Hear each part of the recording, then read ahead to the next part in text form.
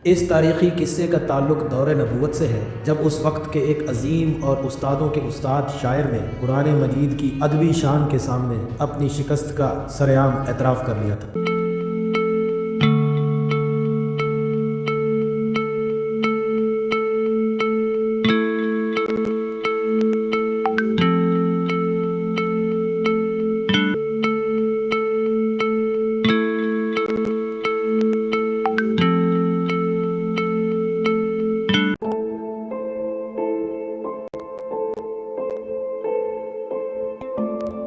عربوں کی تاریخ کا یہ بڑا عجیب واقعہ ہے کہ جسے پڑھ اور سن کر 14 طبق روشن ہو جاتے ہیں۔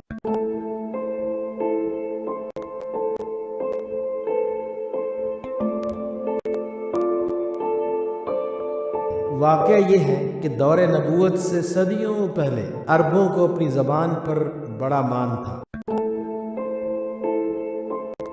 یہ لوگ اپنی اس عظیم زبان پر بڑا فخر جتاتے تھے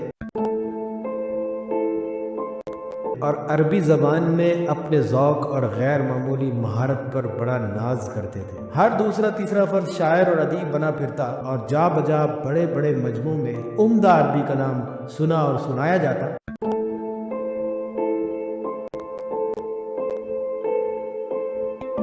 ہر سال جب حج کا سیزن آتا تو دور قریب کے ملک اور قبیلوں سے ہزاروں افراد مکہ میں کعبہ کے گرد اکٹھے ہو جاتے۔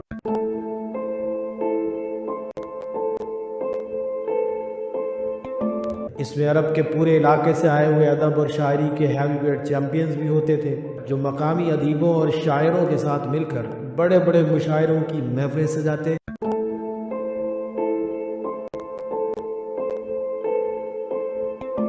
ایک سے ایک عمدہ عربی کلام پڑھا اور سنایا جاتا۔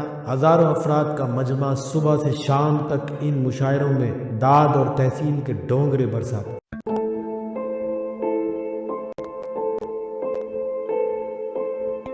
ایک عجیب اور انتہائی پر رونق گہما گہمی رہتی۔ عربی زبان کے ٹاپ گروز کو ان مشاعروں کا جج مقرر کیا جاتا، جو آخر میں 10 بہترین شعراء کو منتخب کرتے۔ ان شاعروں کو بھاری انعام و اکرام سے نوازا جاتا اور ان کے منتخب شدہ کلام کو کعبے کی دیوار پر چپکا دیا جاتا، جسے اگلے 1 سال تک ہر آنے جانے گزرنے والا شخص پڑھتا اور اپنے عربی زبان کی ذوق کی تسکین کرتا۔ اس پس منظر میں 7ویں صدی عیسوی کے اندر قرآن کا نزول شروع ہوا، جو ایک طرف اپنی انقلابی دعوت سے حاکم اور سرمایہ داروں کو سخت بے چین کیے دے رہا تھا، تو دوسری طرف عربی زبان کے ماہرین کو مسلسل چیلنج کر رہا تھا کہ وہ اس پائے کا کلام کہیں سے لا کر دکھائیں۔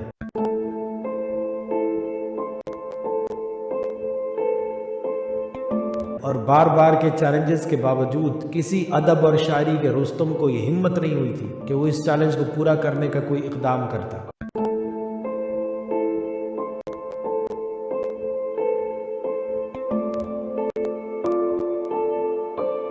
اسی زمانے میں اپنے وقت کا ایک عظیم شاعر اور گرو لبید بن ربیعہ العامری اپنی آخری عمر میں شاعری ترک کر کے مکہ کے غاروں میں سے کسی غار میں گوشہ نشین ہو گیا تھا۔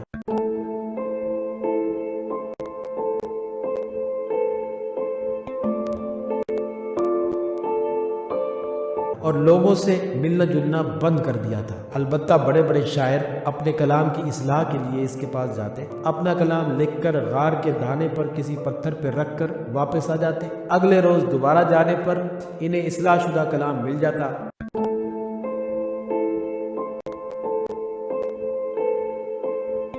ایک روز یوں ہوا کہ غالباً کسی صحابی رسول صلی اللہ علیہ وآلہ وسلم نے سورۃ الکوثر کی 3 آیات لکھ کر کعبے کی دیوار پر لٹکا دی اور چیلنج کر دیا کہ ان 3 جملوں کے مقابلے میں ہی کوئی کلام لا کر دکھا دو۔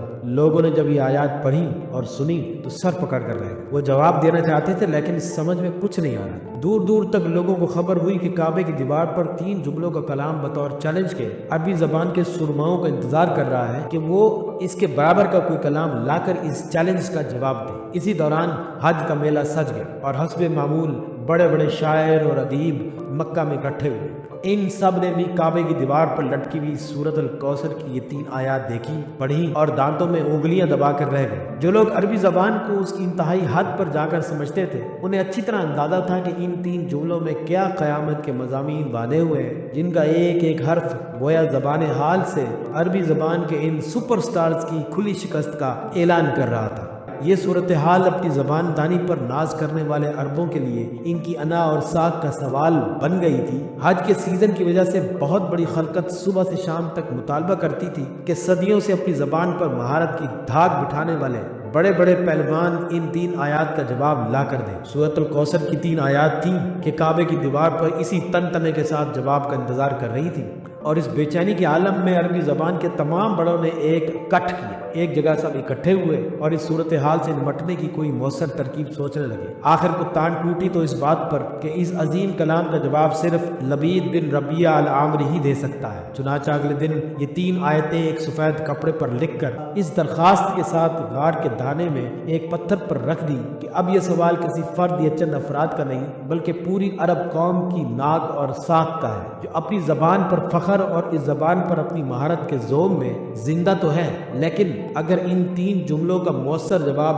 حج کے اس میلے میں بروقت کعبے کی دیوار پر نہ لٹکایا گیا تو عربوں کی زبان دانی کی جو ساکھ اور دھاک پوری دنیا پر بیٹھی ہوئی ہے وہ یکلخت ڈھہ جائے گی۔ چنانچہ عربوں کی عزت اور انا کو بچانے کی آخری امید اب آپ کے کندھوں پر آ پڑی ہے۔ اگلے روز جب غار پر گئے تو وہ کپڑا موجود نہیں تھا۔ لوگوں کی خوشی کی انتہا نہ رہی، یہ جان کر کہ لبید بن ربیہ العامری نے اس چیلنج کو قبول کر لیا، اور اب انہیں یقین تھا کہ وہ اس مشکل صورتحال سے بسلامت نکل آئیں گے۔ اگلے کئی روز گزر گئے لیکن گوشہ نشین شاعر کی طرف سے کوئی جواب باہر نہ آیا۔ اگلے 7 روز تک سورہ کوثر کی 3 آیات اسی طرح کعبے پر لٹکی رہی، لوگ اسی طرح ان کو پڑھ کر مروب اور متاثر ہوتے رہے، اسی طرح شاعروں اور ادیبوں سے اپنا مطالبہ دہراتے رہے کہ اس کا کوئی جواب لا کر ہمیں یہ یقین دلاؤ کہ تم جیسے رستم زبان شاعروں اور ادیبوں کو اس زبان کا راکھا سمجھنے میں ہمارا یہ مان غلط نہیں ہے۔ اور دوسری طرف العامری کی طرف سے کوئی جواب نہیں آ رہا تھا۔ 7 روز کے بعد عربی ادیبوں اور شاعروں کا پورا ایک وفد اس کے غار پہنچا کہ آج جیسا بھی ہو اس سے جواب لے کر جانا ہے۔ وہاں پر پہنچے تو دیکھا کہ وہی سفید کپڑا تہہ کر کے اسی طرح ایک پتھر کی سل پر رکھا ہوا ہے۔ فرط جوش سے یہ اچھل پڑے۔ ایک شخص نے لپک کر وہ کپڑا اٹھایا اور اس کو سیدھا کیا، دوسرے نے آواز لگائی کہ پڑھو کیا جواب دیا ہے۔ اس شخص نے لکھے ہوئے پر نظر کی اور پڑھنا شروع کیا، انا اعطیناک الکوثر فصل لربک وانحر ان شانئک هو الابتر۔ اور آخر میں ایک جملے کا اضافہ تھا کہ ما ھذا کلام البشر۔ اس آخری جملے کا مطلب یہ تھا کہ یہ کلام کسی انسان کا ہے ہی نہیں، اس کا جواب بھلا کوئی کیسے دے سکتا ہے۔